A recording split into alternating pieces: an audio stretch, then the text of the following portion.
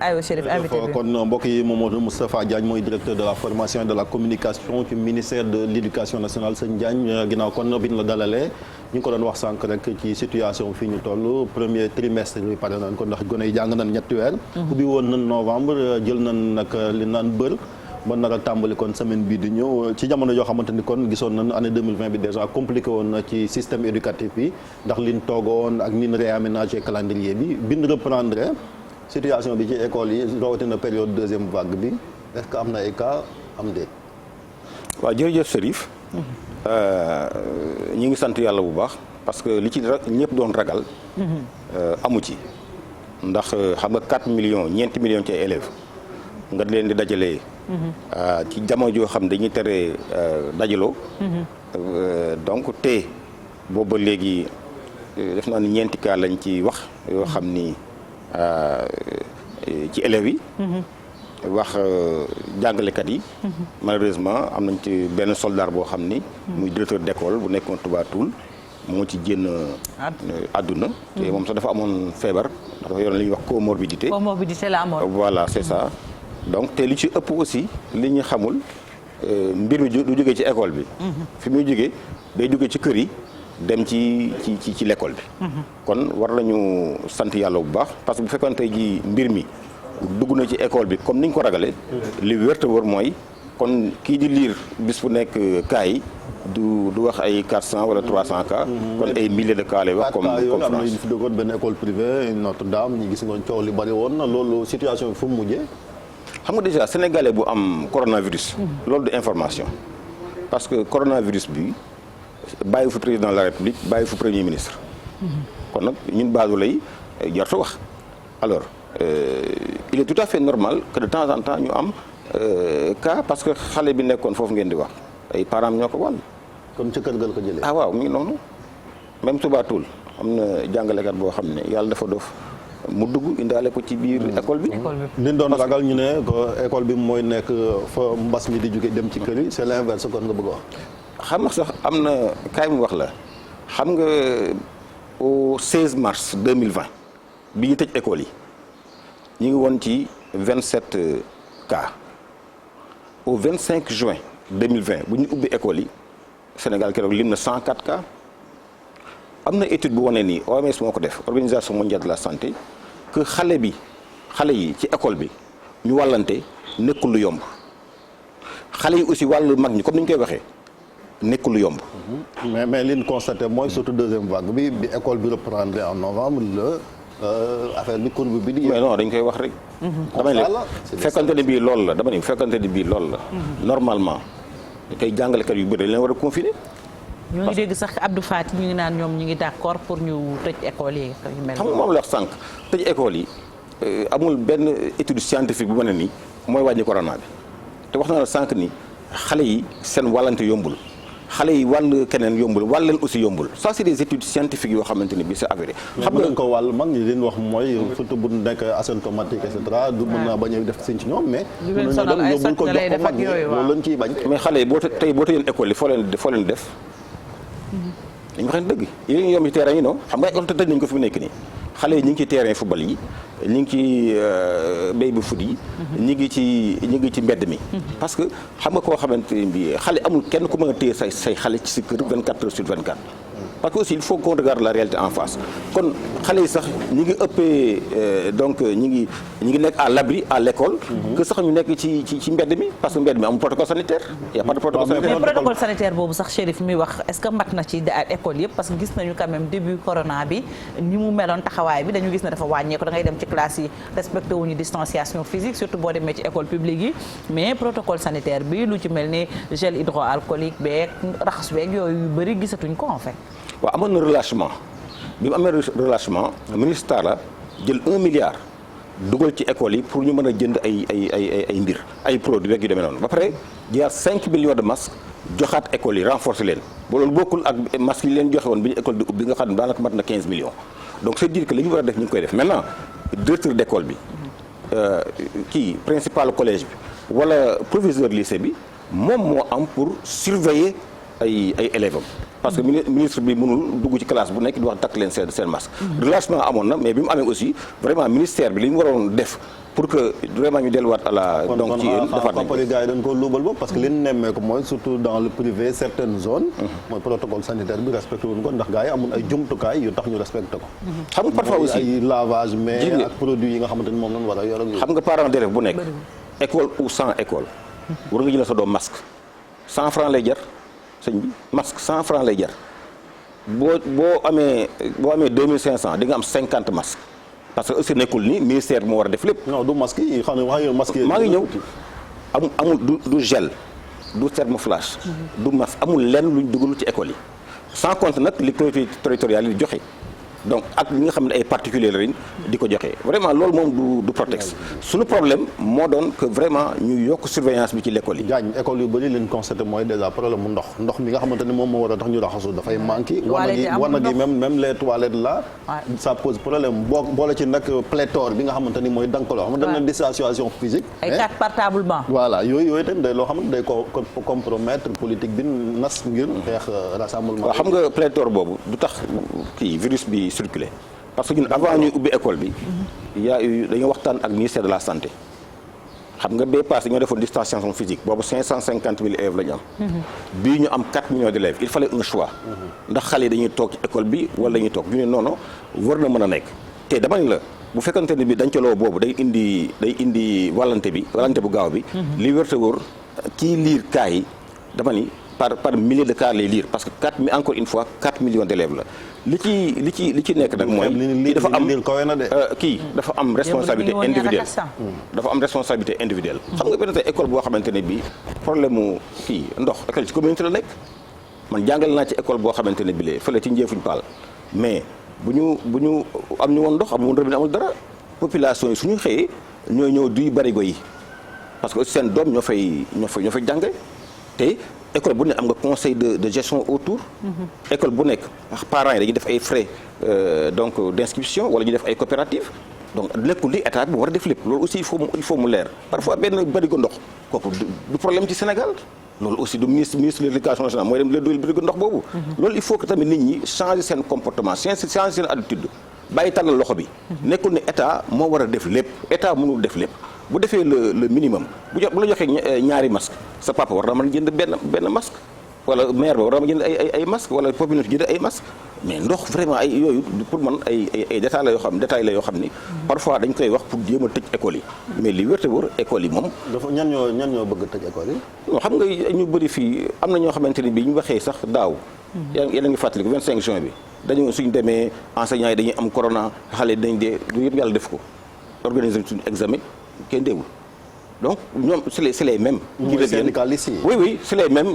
ban intérêt la am ci ñu tëj. non yenn syndicalistes sax nga xam ne ñoom dañu dem élection ñu gagné leen léegi li ñu des mooy jël sa micro. voilà maintenant non je sais d'accord naa mais dama ne la. au 25 xam nga parfois aussi wax dañ koy teg fenn. bi 16 mars. on était à 27 cas bi ñu tëj école yi. bi ñuy ubbi école yi. on était jour boobu. am nañu 104 cas ci jour boobu laa wax de waxuma jour yi ki teg ça veut dire on a eu des milliers de cas entre temps. ñu nuyu Ablaye Cissé laata ñuy eggali waxtaan bi laay ñu ngi lay nuyu. laay bi ci tukki bu sori bi. ci sëriñ bu duur bi namoon nañ la de laay xam nga waxal naa la fi lu rëy nee naa xam naa Ablaye sëriñ bi moo diis moom lay yëkkati moo tax mu xaw a tardé. sëriñ Covid bi dina ñëw sëriñ Covid. ma ne ko daankaafu woon na ne woon na tukki corona àndul ak sëriñ mais Chérif moom nee na boo matul vaccin ngay indaale. waaw ñu vaccin man ñaari dose rek quoi ñu yóbbul ko suñu maire ba ci kër. ça dépend dañu xool ban la ñuy tànn. très bien am na benn boo xam ne conservation ba léegi mooy suñu problème. mais dinañ xool. en tout cas indi naa sëriñ Covid. très bien dinañu xool. jërëjëf merci beaucoup. dama bëgg rebondir juste ci foofu laay ajam waxtaan bi ñëwal. jërëjëf laay. monsieur le directeur est-ce que tey xawul yomb wala boog est-ce que du vision wu Dakar rek ñu boole ndox du problème. parce que aussi Sénégal du Dakar rek am na ñoo xam ne ndox mu ñu naan ci biir réew mi problème la bu ñu demee ba war a def ndox pour raxasu xëy na war na baax na ñoom vision globale bi ci ne am na gox yoo xam ne ndox boobu nga wax bërigo bi problème la fa pour lu ñu ko dundee sax donc bañ am vision globale Dakar deuxième bi mooy li nga wax ci diggante syndicalistes yi ñu ngi fàttaliku président de la République bàkk na fi enseignants yi ci seen engagement peut-être ci moment boobu ngay wax principe de précaution la enseignant yëpp tegoon. pour ne nañu def ni balaa ñu ciy dem mais li ngay wax dafay waroo ak li ngeen bàkkee enseignants yi seen engagement seen patriotisme président la def na ko ministre de l'éducation nationale def na ko tey boo waxee ni am na ñoo xam ne bëgguñu woon ñu ubbi école yi dina ma xaw a jaaxal man ci wax ji. waaw xam nga waxuma enseignants yi xam nga il faut ñu def la différence entre enseignants yi ak syndicat du G7 ak syndicat du G7 nga xam ne vraiment très responsable ak ñi nga ak yenn syndicalistes yi je parle de certains syndicalistes pour mu leer mais on parle pas des enseignants nga xam ne dañoo taxawoon ne école bi kenn du ko fa ubbee après ñun examen yi du fa amee ndax nawet beeg yooyu donc on parle de ces de ñooñu ci wàllu ndox mi wax nga dëgg man mii nekkoon naa ci village boo xam ni mais pour parfois ñu am ndox teen bi il faut ay 2 heures du matin foofu góor ak jigéen ñëppay dem rooti mais terewu leen suñu xëyee dañuy bàyyi xel ni ci root bi xale yi dañuy jàngi parce que aussi sa doom da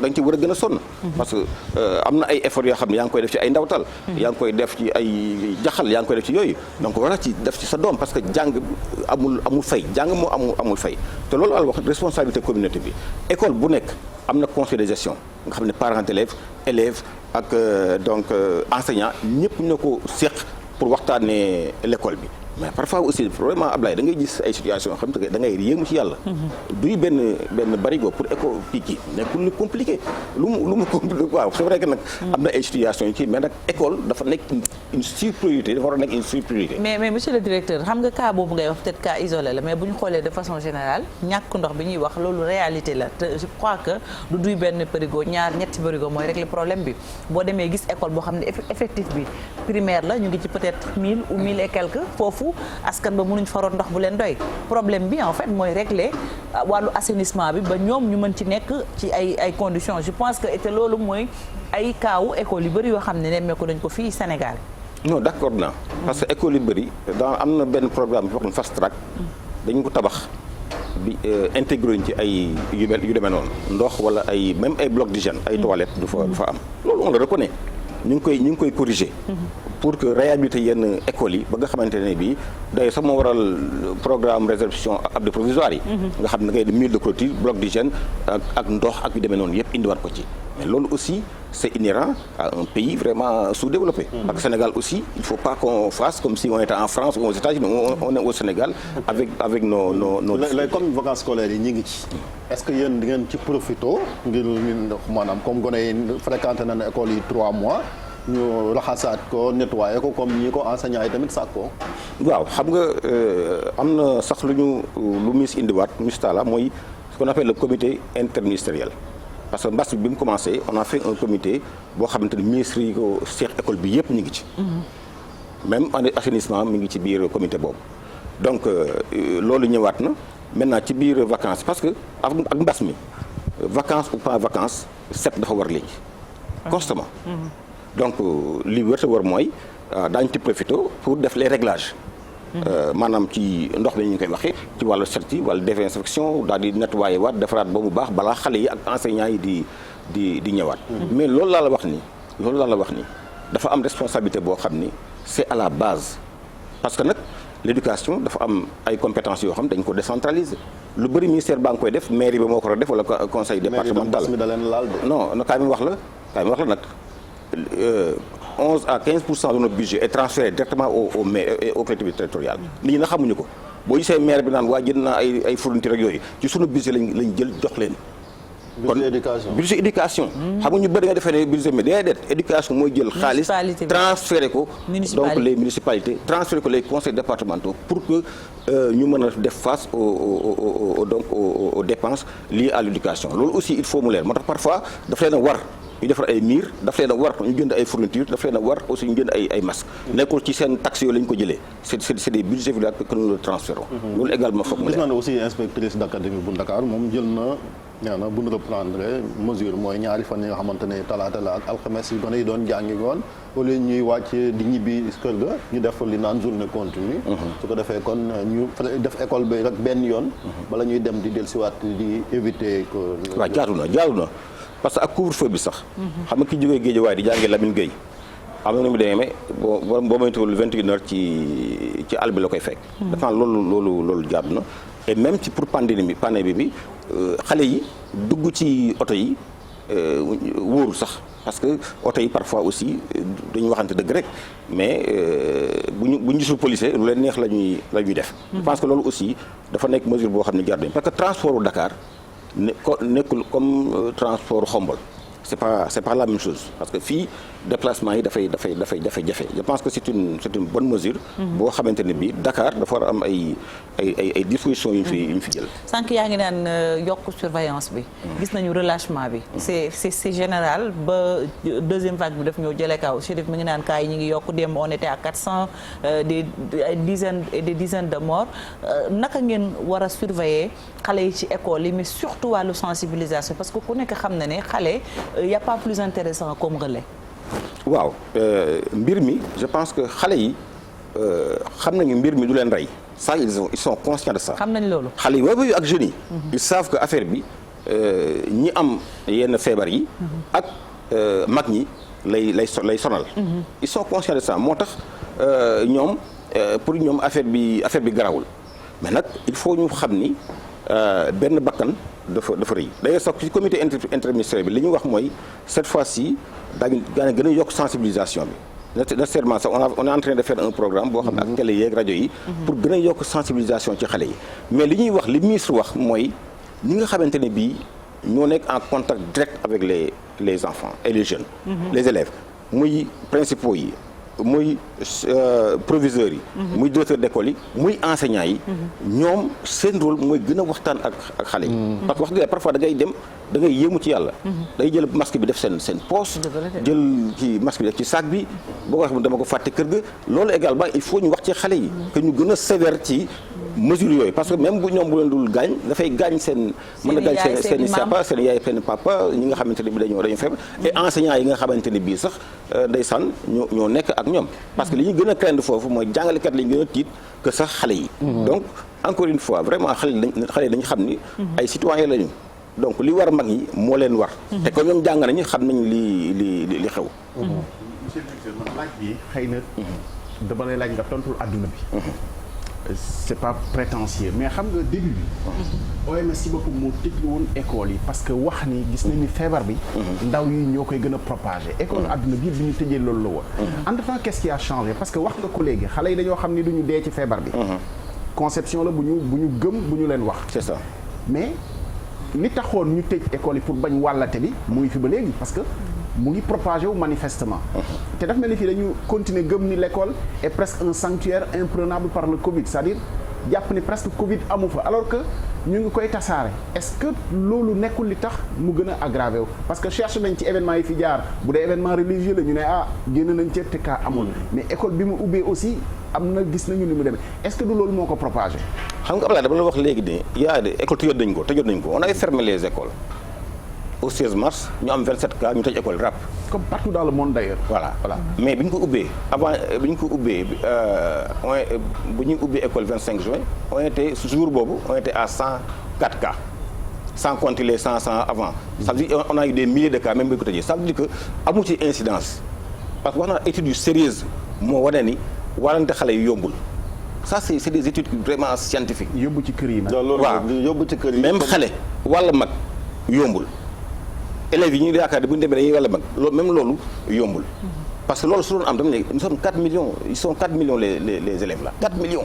c'est-à-dire foofu bu fa affaire bi duggee bu amee yenn gravité yi mais réew mi yëpp moo koy yëg te loolu dañ ciy sant yàlla bu baax a baax parce que ubbi nga bu la neexee nga tëj école yi mais bu tëjee école da ngay ubbi mbedd mi.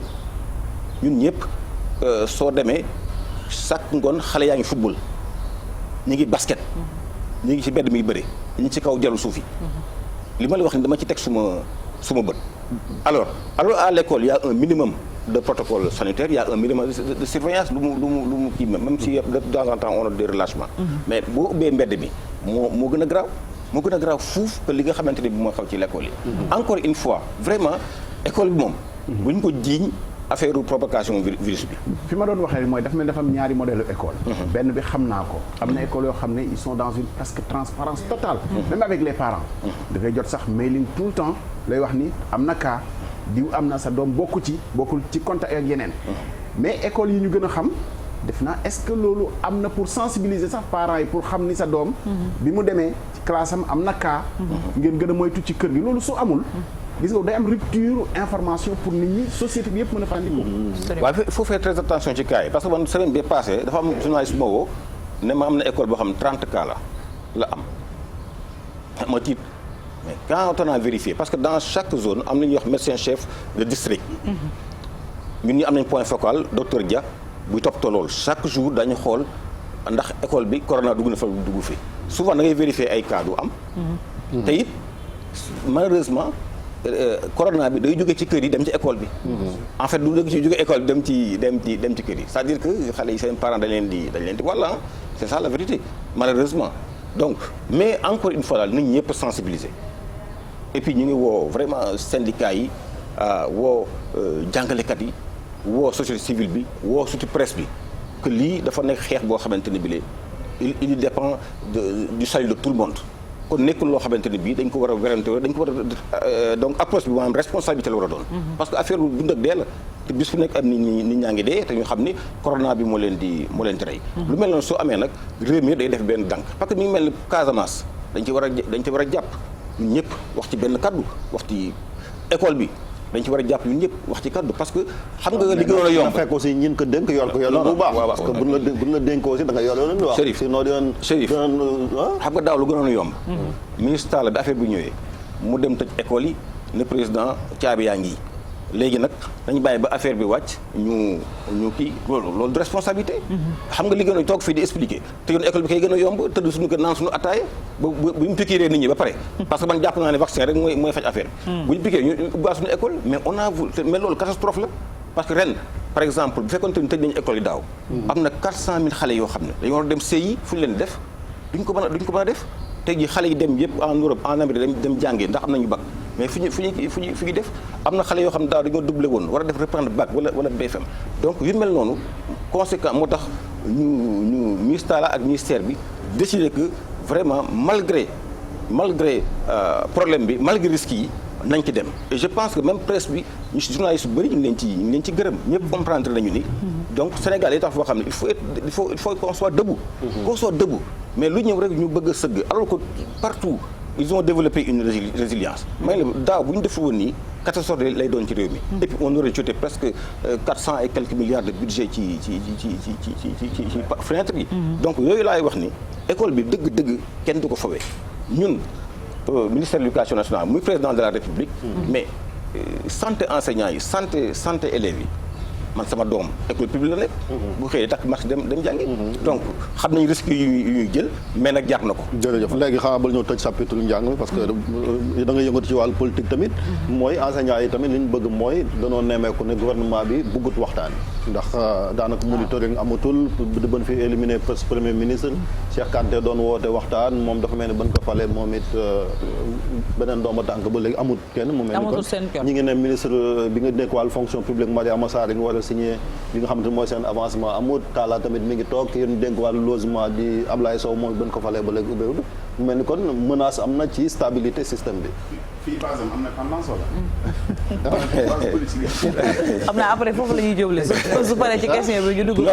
mooy négociation yi maanaam comme bi ñu nee na tekk c'est le moment quand même bu waxtaan ñu def le point. non xam nga mooy tërig moo lan ma dajaloo wax fa la négociation yi toll pour chaque point niveau de réalisation.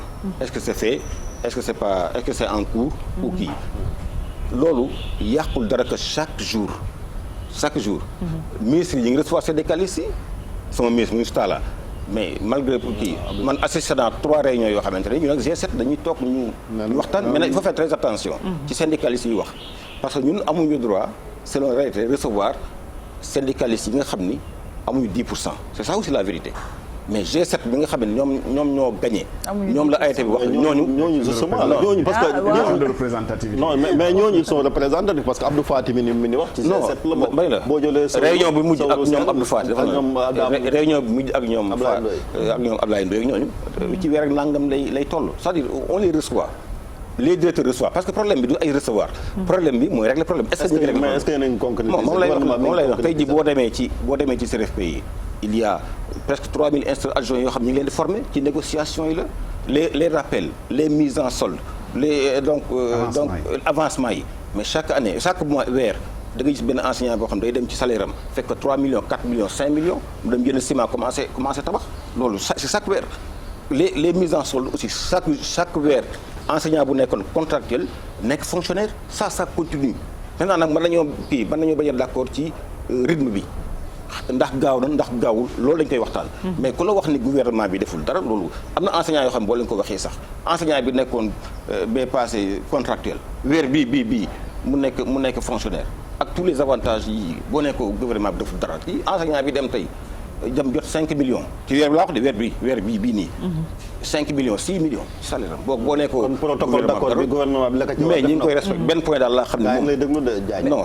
man bu ma la wax sax ku téere waaw benn point daal laa xam ne ban point la moom du neex sax mooy système de rémunération bi maanaam ñu yemale ñëpp waaw loolu moom fonctionnaire yëpp day compliqué parce que xam nga 97 000 enseignants du 500 magistrats boo nee man PS la waaw kooku kenn werante wu ko mais loolu dañ ko fay fekk boo nee PS la kii ne magistrat la mu am ëppale ma 300 000 400 000 500 000 xel nangu na ni loolu warul sama nekk ndax ñoo yam grade waaye nag suñ ko bëggoon a def tey jii gouvernement bi bu weer bi du fay salaire parce que dootul am xaalis boobu te soo bëggoon woon nee nañ wàcc. ñee tam lànk. justement waaw comme yaa ngi tudd wàllu koppar gis nañ fi mbiram déclaration de patrimoine judd na coow ndax Idrissa Seck bi mu wanee moomeelam coow li bari na trop. wuute na ak li ñu waxoon ci kàddu njëlbeen ga. waaw ñu ne wan mooy justement pertinence su sama déclaration de patrimoine boobu parce que surtout njiit yi way politique yi li leen di jiiñ mooy surtout ñi nga xamante ñoom ñoo ngi jiite seen i moomeel yenn saa yi dana takku trop te li leen di xamee xëy na yeneen liggéey yu dul yor nguur bariwul. man dama ko contre. man damaa contre déclaration de patrimoine parce que dëkk da nga koy tëgg ci ay déet non man lay wax dëkk da nga koy tëgg ci ay valeur am fii koo fa laaj sa salaire la ko wax ndax ñun dañoo bëgg sutura te dañoo gëm affaire u cat kenn bëggul kenn xamal loo am man dama ko contre pour man gouvernement su bëggee xam Ablaye Cissé lu mu am soxlawul def ay déclaration de patrimoine soxlawu ko parce que bu demee impôt domaine dem ci banque yi immédiatement mu la kii am na nang mooy Crésus voilà xam nga maa ngi ñëw man je ne suis pas agité mais est-ce que sa budget ñaata la yow budget sa direction bi. loolu du ma la ko wax. déet non ñu fi dama bëgg a xam parce que tu es assis ou pas. non je ne suis pas agité. boobu ñun nga téyel boobu. waaw suñu non xam nga wax bu nekk ay instant ay kii ay instance am pour man c'est pas ça qui est important. Ce qui est important mooy gouvernement soxlawul déclaration de patrimoine parce que Idrissa Seck li ñu ko def nii moi je suis pas avec lui xam nga loolu la ci doon bañ. wala ñëpp bañ. au nom de quoi. non loolu c'est une directive de l'UEMOA waaw. déclaration de patrimoine c'est important ñu wax ko. transparence du rek déclarer patrimoine li ci gën a am importance mooy. mooy génn ci nguur. c'est ça jeexal say acquisition parce que ci diggante bi boo fi yoree ñaar ba ñett ak xaaj lu dul jeex. faw ñu laaj la fu mu jógee. waaw mais nga jékki-jékki rek pare yóbbaale 20 milliards. dama wax ni loolu c'est pas parce que les gens ont pensé que déclaration de patrimoine que man dama ci topp moi je ne suis pas conformiste dama ni. État soxlawul déclaration de patrimoine pour xam kii bi muy dugg ñaata la am ak bi muy génn ñaata la am. parce que oto boo ko jëndee dafa lànk rek oto boo ko jëndee day am trace boo amee xaalis def ko ci compte day am trace boo amee ay terrain dañ koy immatriculer loolu laa la wax nii. mais loolu du état Sénégal. non mais xam nga Idrissa Seck quand même loolu c'est une directive de l'UEMOA Chérif ma ñëw code de transparence réew yëpp yi nga xamante ni bëgg nañu xeex corruption. il faut que seen njiit yi nga xamante ni ñu am ay responsabilité seen budget toll ci milliards ñu wax li ñu yor bu ñu dugg bu ñu génn tam ñu évaluer waat xool ba xam la ca yokk fu ñu ko jëlee loolu. dama ne loolu moo nañu ko def ci beneen façon dama ne état soxlawul parce que même boo def déclaration pare état day jaar ci suuf dem xool ndax c'est conforme n'est-ce pas état ku mu bëgg a xam nga Idrissa Seck aussi li ko daal métti la. moi je suis pas avec lui hein. mais aussi kenn bëggul li nga am. encore que aussi. bi muy nangu ne day nekk président conseil économique social xamoon na ni. mais kenn warul jël déclaration de patrimoine di ko jëlee ci biti. loolu aussi psychologie la bokk. kon waa OFNAC ñoo ko def. xaw ma ndax dëgg la wala dëgg mais daal bu fekkante ne bii dañ ko génne waruñu ko génne parce que c'est pas ça le principe du jeu. principe du jeu bi mooy ñu xool mais vraiment ak sutura. mais bu fekkante ne bii sax da nga koy jël ñu jëlee ko ci mbedd mi. et puis xëy na dañ cay yokk xam nañ cay wàññi. parce que moom sax du mën a wax ni kii lii am na lu am lu jax la. mu ngi mel ni procès verbal instruction ñu ne warul génn. voilà c'est ça c'est un éternel débat. absolument parce que ñi ci am intérêt dinañ ko génnee. ñeneen ñi dinañ ko bëgg a nëbb loolu moom. adversaire politique sax dañ ciy jaar mais vraiment intérêt déclaration de patrimoine ci réew mel ni Sénégal. ci ñi yor responsabilité publique. man dina ma jaaxal nga ne amul intérêt parce que état bi bu bëggee xam li nga yor mën na ko xam parce que état mënul topp 16 millions de Sénégalais ku nekk mu xool. léegi bu lay dénk responsabilité. mooy sa cër. Ablaye nga wax li nga am lu lay fal lu lay fale. ak mu lay fal lu ñu lay fale. dañuy def enquête de moralité yóbbu la police. nee na loo am nga wax lépp. dans les principes. waaw dafa l'enquête non waaw même loolu. après état da koy vérifier. fii dama ne ku état soxlawul nit ki def déclaration. pour mu xam lu mu am. mais li mu état quoi dafa jéggi état maanaam loo xamante ne directive communautaire la dafa jéggi dayooy état bu Sénégal ndax réew yi nga xam ne ñoo voilà question loolu c'est une tendance mondiale. ay nit dong ñoo ko xalaat. les gens peuvent penser mais dama ne suñu société bii dafa nekk société boo xamante ne bii. dañuy jël ay nit di xaw seen sutura. mais du sutura si alal yi yëpp koo xam ne dañ laa dénk alal yi mbooloo. je pense que wax ne man lii laa yor amul dara loo xam. non mais non d'accord nañ nga wax kii mais dama ne dama ngi ci biti. parce que yow bu la sa ministre déggalee du dem defi déclaration de patrimoine. non dañuy def par force c'est par force. waaw non je dis mais boo ko conseillé woon laa wax. non man xam nga li dafa jéggi ministre. non dafa jéggi ministre président joxoon na fi sax ultimatum. am na ñu deful quand même. mais Chérif jàngat jot na ba léegi lang nañ ci. un mot rek xëy na ci local yi. un mot ci local yi rapidement waaw couplage élection locale législative yow. mais local yi moom mënul nekk 2021 parce que li fekk ñuy xool fichier bi di ko auditer. di ubbiwaat liste yi at mi jeex na. ça aussi est-ce que responsabilité état aussi. weesuwul di constater rek ni mënatul nekk. xam nga li ñu war a bàyyi aussi mooy. nga def yëf yi nga xam ne dañ la koo dénk. ca date ba mu jotee. waaw mais aussi xam nga dañ ko seq opposition bi. su opposition bi waxee ni fichier bi baaxul. loo ci mën daf leen a arrangé rek. te xam nga opposition comme da nga toog ci ay maires yi ñoom tamit toog ci ay président de conseil départemental. ku jég yëpp. waaw mi ngi noonu en fait man loolu laa wax mais man j'étais pour la tenue des élections en 2021. très bien en 2022. si vraiment defuñu élection yi en tout cas ñun suñu parti dootuñu reconnaître benn exécutif local. yow da ngaa bëgg fooy yóotu. yow mii. sa jëmmi bopp. ah waaw. Thiès lay nekk. jarul sax expliqué. am nga tendance ci biir ak ci biti. non tendance bi ci biir. boo njëkk a lijjanti. fu tendance yi féete Ablaye sa waxtu jàngat bi nag ñu ngi koy grignoter petit à petit. amoon na solo quand même. amoon na solo parce que jàng wér-gu-yaramu xale yi. lépp oui très très ouvert ah Mouhamadou Moustapha Diagne. lim jàkkaarloog la comme. waaw bien accompagné là. bien coaché yaa ngi tooñ de. kon coach yi ñu ngi leen di nuyu. coach bi boog ñu ngi koy nuyu en tout cas. yenn xaritam yi seetaan nag bu ñu ñëw pour parce que dafa ñëw tuuram rek. dafa ñëw genre yooyu. ñoom ñooñu noonu. merci beaucoup Mouhamadou Moustapha Diagne la ni ma ko waxee mooy directeur de la formation et de la communication du ministère de l'éducation nationale bu nu jógee ci sunu invité moom tax day desati ak ñun nga gunge ñu Ablaye Cissé nag tey comme li ma wax dafa star la parce que dafa jógee ci tukki bi moo tax tey muy yax a ñëw ñu dem ci jàngat bi léegi ànd ci ak Ablaye Cissé